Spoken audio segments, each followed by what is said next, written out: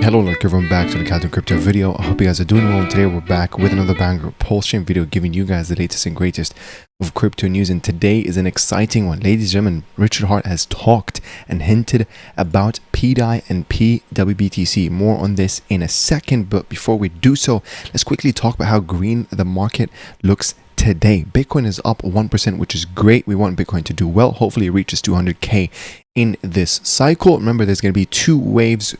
I am personally betting that the second wave will be higher than the first one.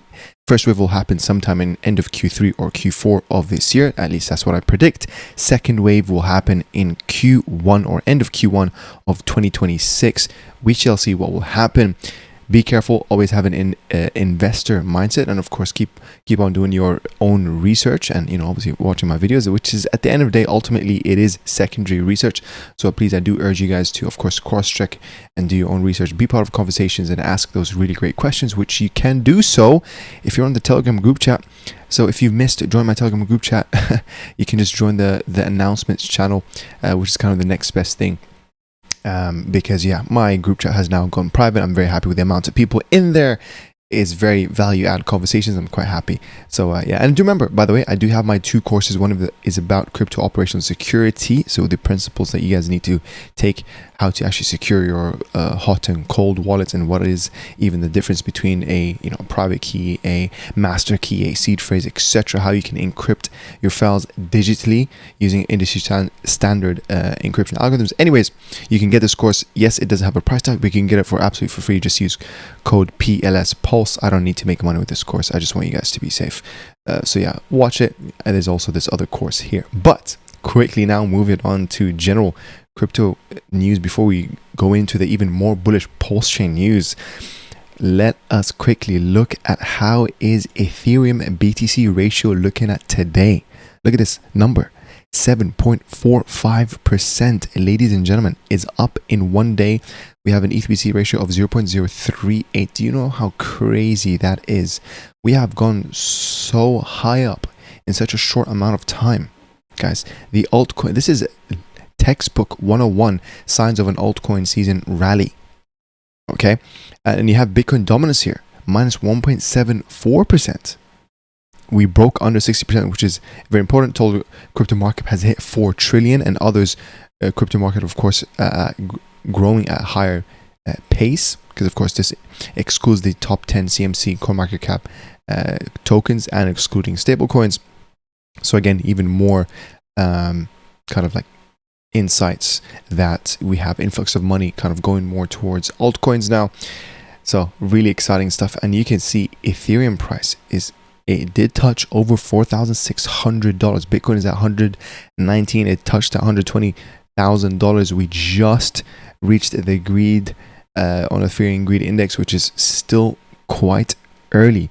Okay, where will the price be? And the next time we reach the the extreme greed, look at this, the altcoin season index as well. We're still nowhere near in the altcoins, guys. Oh my god, great times ahead of us. But in terms of PulseChain now, okay, Core 7 ecosystem is doing really great. PDAI is up 16.5%, with the biggest winner today for big reasons, because Richard Heart talked about this, is pWBTC. P is for purple, P is for the people's Bitcoin, ladies and gentlemen, as opposed to a lot of people call it BlackRock's Bitcoin because of the BlackRock ETF.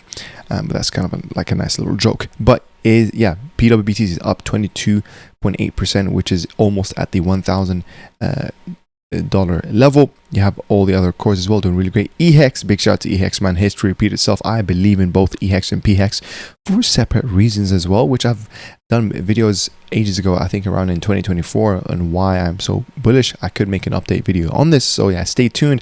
And even on INC, I'm very bullish on INC. I actually call this the liquid gold, okay, because it kind of had this Bitcoin model where it does have a rate of inflation, and it's quite clear now that the rate of inflation of INC has been manually reduced, right? If you go in PulseX, which I showed you guys in the previous video, how the rate of INC right now used to be 1 INC inflated per second to pay out the PulseX farms, but now it's down to 0.03 INC per second. Talk about scarcity, guys. Okay, so We shall see. And of course, PulseX, you guys already know, is being bought and burnt because of the liquidity. Every single trade that people buy and sell. For example, here, if you go on, this is the PDAI charts, you can see that this liquidity, which is right here, the 138K, is hosted on PulseX, which also holds 95% liquidity of PulseChain. And PulseX is native to PulseChain, unlike how Uniswap is not native to Ethereum. We solve a lot of issues, ladies and gentlemen. We have a lot of native services, like PDAI technically is native to PulseChain. With Ethereum's price of $4,600, you can see right now the sacrifice fund is actually up 21%. Right now is up 135 million, ladies and gentlemen. That is crazy buying power. A little fun fact, if you guys didn't know, towards the end of the last bull run, okay, you had the launch of AVAX or Avalanche Network. They injected into their own network around 110 or 115 million, and that actually resulted in a forced mini altcoin season just towards the end of the cycle. Okay, and it was kind of successful for a couple months. Now imagine we do that, but with like 10 times more the buying power in PulseChain, a brand new chain experiencing its first cycle and actually showing us disruptive tech. We're gonna see why in a second. Okay, I'm gonna start you guys here with my tweet that I just tweeted. You guys are not ready for PulseChain. In 2013, you missed Bitcoin. In 2015, you missed XRP. In 2016, you missed Ethereum. In 2018, you missed Binance Smart Chain, or the BNB token. In 2021, you missed Solana. In 2022, you missed Avalanche. In 2023, you missed Sui. And of course, now we're in 2025. You don't want to miss Pulse, PulseX, Hex, INC, PDAI, and pWBTC, the Core 7 ecosystem. Look at this. Look at that, guys. We literally have one of the strongest communities out there by ratio as well. It's absolutely crazy, guys. Okay, yes, we are a fork of Ethereum, but guess what? We are a first of our own kind, full system state copy of Ethereum. But at the same time, yes, anyone can fork technology, but no one can fork communities. Richard Hart created a strong community, guys, Hex, and now it's become this PulseChain ecosystem with a bigger mission, guys. And he's a man with a plan. Okay, we're gonna check out the tweets that he tweeted in a second. Moving on here to just another quick tweet that I made, just talking about how Ethereum is doing really well. In the past 7 days, it's up 28.7%, and right now it is in price discovery, going closer to its all-time high from the previous cycle, which is around 4,000. Let's see, let's double check. I think it was around 4,900 roughly. We are very close to that point, and you can see these are the Fibonacci extension levels, which is Ethereum priced at 7.3k, 11.3k, 15.32k. And again, I use this with Fibonacci extensions, and yeah, this is really great. And you can see the last time, okay, when I drew this, there was resistance levels. This is the support level. We bounced up and down. People capitulated, right? And obviously the easiest thing to do is absolutely do nothing at those times. Look at this. Is this a textbook hammer candlestick, guys? Textbook. And what's crazy, in this video, and I showed this picture like in end of March when it was max depression. I showed this video to this picture to you guys, and I said, hey, history repeats itself. I'm gonna draw this arch. Let's see if this is gonna be the final, like, things will get more red before we see greens, before we start seeing higher highs. I told you guys, come on, how can you lose faith in Ethereum, the chain that revolutionized crypto, and how you can actually create utility on top of that? You have stable coins now. We have dApps, guys. You know, obviously NFTs, as much as you think they're, you know, cringy with the JPEGs, of course you can use NFTs for way more than that. It's not just a you know, non-fungible token that holds a link hash to an image that's stored on a server in Web 2.0. No, You can use it for way more things, guys. Like, for example, V3 liquidity. It uses NFTs because it has multiple variables that are dynamic, and you can send ownership or transfer ownership from one person to another. It's pretty cool. So yeah, this is what I said. I said ETH BTC is up 7.6% at 0.038. That means if Bitcoin reaches 200K this cycle, we can expect a 7,600 priced Ethereum, assuming the ratio stays the same. And here's a note. I actually predict we will continue seeing the ratio increase as we enter altcoins and we see their rate of growth outpace Bitcoin's rate of growth. In the last cycle, we peaked at 0.088 ETH BTC ratio. Crazy. And of course, here I said, what is a great altcoin to look into to leverage both Bitcoin's and Ethereum's success? Look into PulseChain. Watch my latest videos, link in bio, and you're doing exactly that. So yeah, thank you very much. I hope you guys are enjoying this video, and comment down below. It helps boost this video in your YouTube algorithm. Share with crypto bros. You guys are absolutely amazing, honestly. And on that note, before we continue with even more alpha, I just want to say a big shout out to the YouTube members who are choosing to support my small channel. Thank you very much. And to the highlighted comments here from Condor, says, loaded with info. Thank you, Warrior. Again, thank you for commenting. And here from Fred says, very informative video. Thank you very much. And from Chris here says, I love your videos, bro. Well, I love you back too. Thank you very much. So moving on to this next tweet from Access Lab. Now, I showed this tweet a few weeks ago, maybe even a few months ago. Okay, and this is exactly what I mean by disruptive tech. I'll also show the definition in a second, but this is what Access Lab had to say. Richard Hart's PulseChain is 752 days old, which by the right now is around 800 something days old. Justin Sun's Tron fell for 798 days before bottoming in March of 2020. Since then, TRX is up 36x over 1,911 days. Both have massive Ethereum treasuries and aligned interests. Most of you won't make it. And here he shows this is Tron, how it went down for X amount of days, around 800 estimated days. And then in the next 1,900 days, it went up 36x. Now he shows a graph of Pulse for us to make this, hopefully. Okay, and this is kind of reminds me of the S-curve of adoption that even Richard Hart himself talked about if you watch his old streams. And usually the S-curve of adoption is also attributed with disruptive tech, where actually the beginning phase of a disruptive tech has slow rate of growth. Right? We're going to see in a second. So first of all, what is disruptive tech? Okay, disruptive technology refers to innovations that significantly alter established industries and markets, often creating new sectors and business models. These technologies displace existing products, so with how PulseX displaces Uniswap. Services, again, how PulseX DEX replaces Uniswap. We have PulseX Farms, and of course our product PulseX is deflationary, unlike Uniswap. Or practices by offering superior functionality. PulseChain is 17% quicker than Ethereum. Okay. Or accessibility. We have Liberty Swap and a bunch of other bridges that require no KYC. And it's going to keep getting even better. The barriers for entry are getting lower and lower. Okay, now imagine, guys, we're top 5 in Index Screener.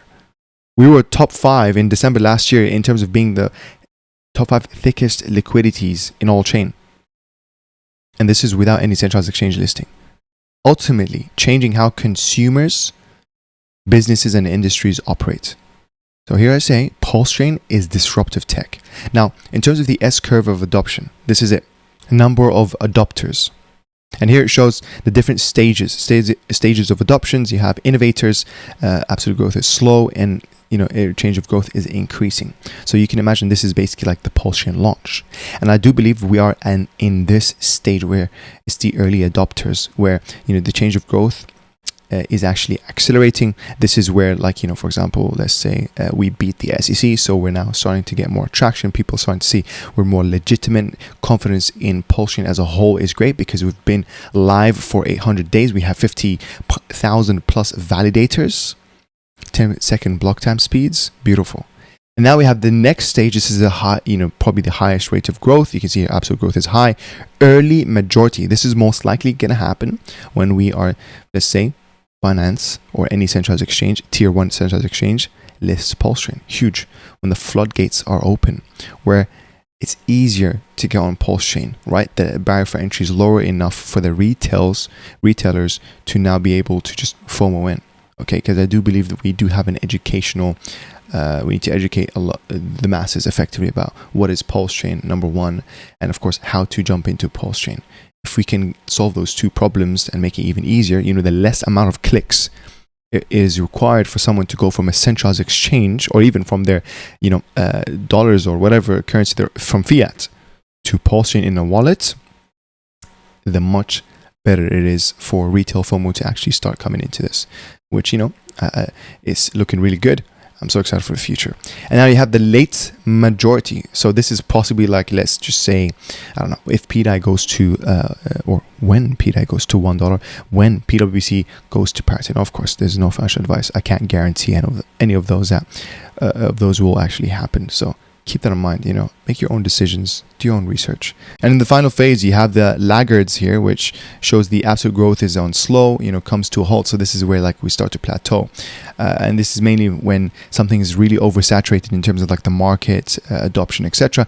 And this, guys, is where the only thing that I can really mention here is when PulseChain gets its first ETF approval. That's going to be huge. So now you have these different phases that we are to look forward to. And of course, somewhere in between that, there's going to be Richard Hart live streaming, etc. and a bunch of other projects here and there are super bullish, providing lending and borrowing for PDAI, etc. We have Better Bank. I think they already launched. I'm going to check that out. So yeah, next up, this is the quick lesson of the day. I'm going to try to keep incorporating this in my videos. You have a tweet from Cointelegraph says, HODL, a whale panic sold 38,500 Ethereum when it dropped to 3,548. They just bought back at $4,010. Did you hold? So again, this is effectively, by the way, I'm just going to say, being a whale, that's why copy trading is not, probably the best type of strategy you should go for, because being a whale doesn't mean that you're smart. Okay, sometimes you have people that come in with large initial capital because they are doing well somewhere else. Yes, there could be an entrepreneur, they could be owning a business, doesn't mean that it will translate into financial IQ, which makes them make better decisions. It does require mental toughness. This is basically, this is a different ball game here with different variables that you have to keep controlling, which, as I mentioned in previous videos, is emotions. It's a constant battle. Every single day you have to constantly battle your emotions. So that person perhaps looked at the chart at the wrong day, wrong hour of the day as well. You never know. So please be careful, guys. Always have an investor mindset. Don't be short-term oriented. This is a lesson I hope you guys can take, because one of the best ways to learn is by mistakes. One of the cheapest ways to learn is to learn from other people's mistakes. So take that as one of them. We're going to move on here from a quick tweet from Good Texture here. Says Hex potential price movement through October of 2025, which is very, very interesting. And this is the trajectory that he has for EHEX. I believe this is EHEX. Yeah, this is EHEX, because this one is not at 1 cent. And yeah, you can see that he puts it at around $7. Okay, very, very aspirational. But we shall see. The last all-time high for EHEX was around $0.50. And I believe right now we're probably around over 100x away from all-time high. So I'm very excited to see. And I do believe history does repeat itself, or at least it often rhymes. So we shall see. Time will tell. Now, yeah, moving on. I just quickly want to show you guys a couple. This is the charts for PDAI and pWBTC. You can see PDAI right now is at 0.006. So again, a sixth of a cent. Very, very bullish. I think last couple of weeks we were almost at 1 cent. We were at 0.0079, guys. Absolutely crazy. And then you have pWBTC, a beautiful looking chart with the MACD. Is very clear. The last time we talked about the weekly MACD moving average convergence divergence, especially when the long line is going above the short line. So yeah, you can see this is the blue line, which is also called the MACD line, and then the red line here is the signal line, or the short whatever EMA setting I put at, which I believe it's actually, yeah, which I believe is now actually set to 9 EMA. Well, because it's a weekly candle, so it's 9-week EMA, and E is for exponential moving average. So yeah, this is the chart. It looks really, really beautiful. Are we going to see consistent in terms of like pattern recognition? Every single leg up we had a 30 plus. So yeah, in late to early 2024 we had a 30x, and then in the last mini altcoin season wave, which is around, you know, September to December, we had a 34x, and then we had normal retracements of around 83%, 86%. So if we repeat history and do a 30x, that could take us to around a 10,000 priced pWBTC. I'm very excited. Do remember, this only has 154,000 supply. So yeah, this pWBTC is actually more scarce than the real pWBTC. And on top of that, we have Richard Hart holding 21% of the supply. You guys can go check this on scan.pulsechain.com, paste the contract address of pWBTC, and then you can see the holders. That could be a nice exercise for you guys, especially if you're new to PulseChain. So yeah, anyways, and more about this in a second. We're gonna now move on to Richard Hart's latest tweets. Okay, you have this tweet here where he goes, stablecoins lol. Now this could be a hint on PDAI, what PDAI solves. So here he says, stablecoins, trade offer. I receive interest, you receive counterparty risk, and that's it. That's the tweet. And then I commented down below here and I said, what if you wake up tomorrow and Richard Hart tweets this? Now, this is not a real tweet, it's just hypothetical. And this is a tweet where Richard Hart says, I wonder if PDAI can get fixed. And Decentralized Me, big shout out to him, says, if only there was an answer.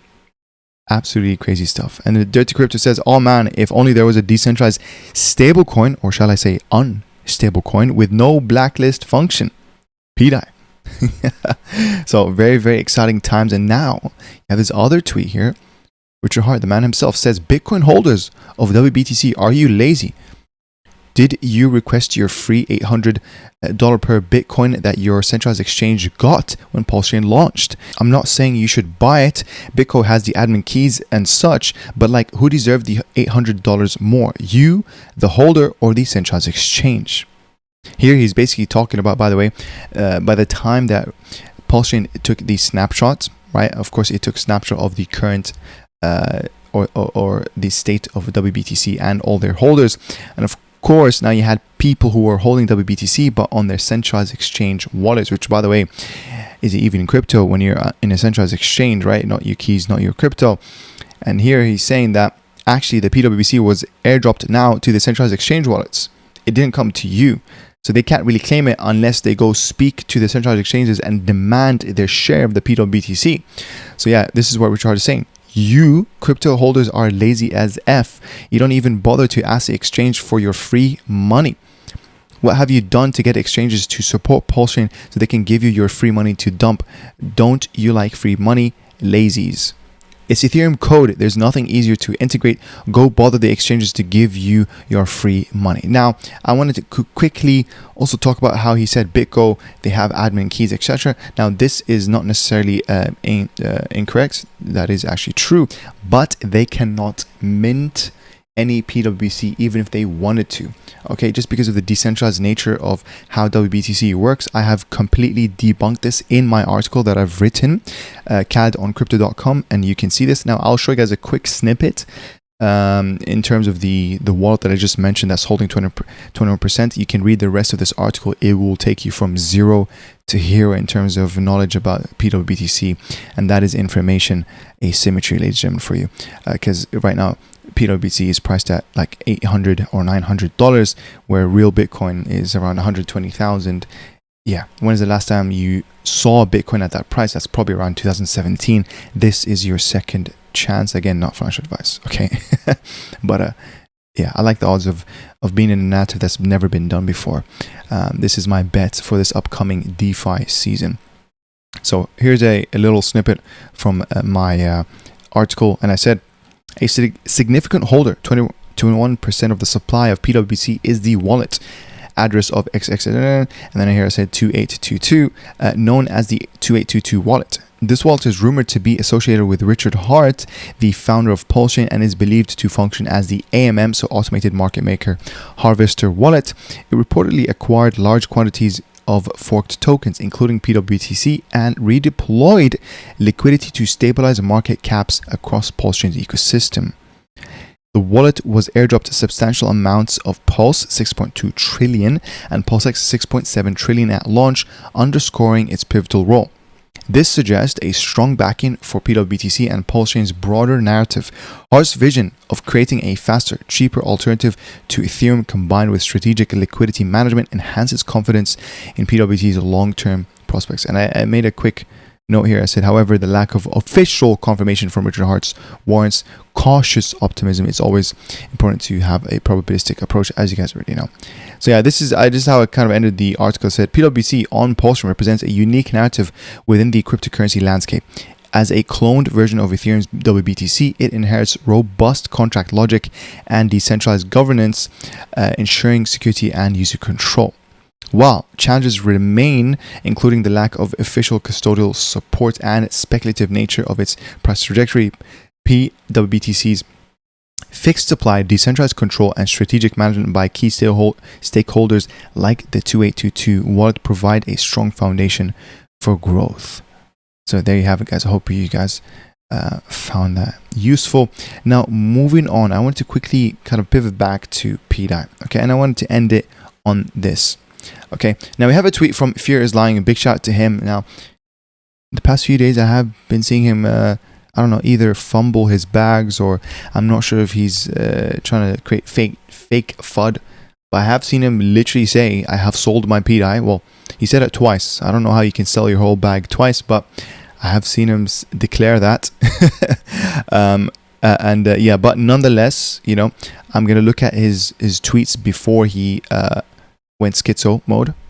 You know, obviously no offense here, but anyways, Fear is Lying. This is what he says. Breaking: CZ's shadow operation on PulseChain exposed. PDAI and Liberty Swap at the center of it all. Something strange has been happening on PulseChain. Over the past few weeks, massive Ethereum inflows have been quietly bridging into the network. No announcements, no wallet tags, but the activity unmistakable.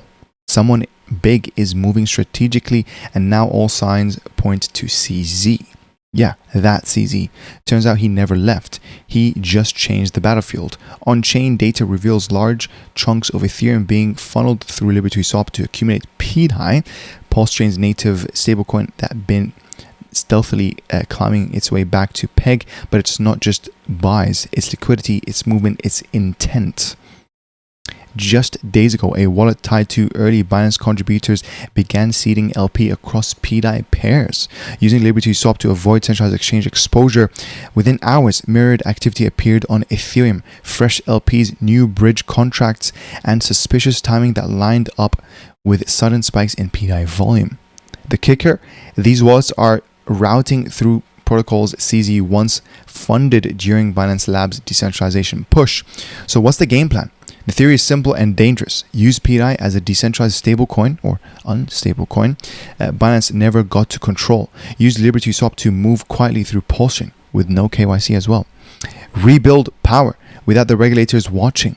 Some are calling it the new stack. CZ in the shadows, Richard Hart with redemption on the line, PDAI as the bridge, Liberty Swap as the rails, and the punchline: it's all happening right now.